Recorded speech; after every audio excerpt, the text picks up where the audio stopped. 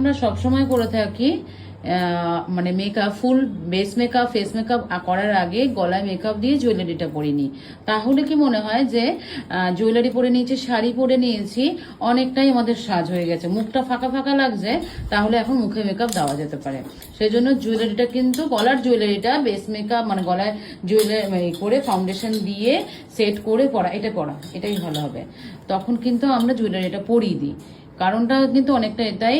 আর তোমরা যখন সাজাবে ক্লায়েন্টকেও কিন্তু এরকম করবে, তাহলে যখন শাড়ি জুয়েলারি সবটা পরে যাবে, মুখের মেকআপটা কিন্তু দেখো মনে হচ্ছে নেই কিছু, তখন তারা কিন্তু সাজতে চাইবে।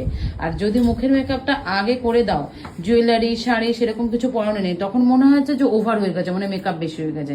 কিন্তু ফুল সেট আপ যখন আগে রেডি হয়ে যায়, মেকআপ যখন না থাকে, তখন কিন্তু মনে হয় যে সাজবো। এই দেখো আমার মডেলকে এখন কি মনে হচ্ছে, একটুখানি মেকআপ দিলে ভালো লাগবে তো, তাই না? ওর শাড়ি হয়ে গেছে, জুয়েলারি সবই পরে নিল, কিন্তু মনে হচ্ছে না এখন একটুখানি মেকআপ দিলে ভালো লাগবে, সেই জন্য কিন্তু এখন মেকআপ করবো। এখন দেখো একটুখানি যদি বেস মেকআপ দিই, চোখটা ভালো করে হাইলাইট না করি ভালো লাগবে না, তার জন্য মেকআপ অবশ্যই। তোমাকে ক্লায়েন্ট তখন নিজে থেকেই বলবো আমাকে মেকআপ করো, কিন্তু যদি আগে মেকআপ করেন ওরে বাবা বেশি হয়ে গেছে। তো বুঝতে পারলে ট্রিক্সটা কোথায়? আগে গলার মেকআপটা করে জুয়েলারিটা পরিয়ে নেবে, শাড়িটা পরিয়ে নেবে, তারপরে বেস মেকআপ, তারপরে ফেসের যে মেকআপগুলো করো।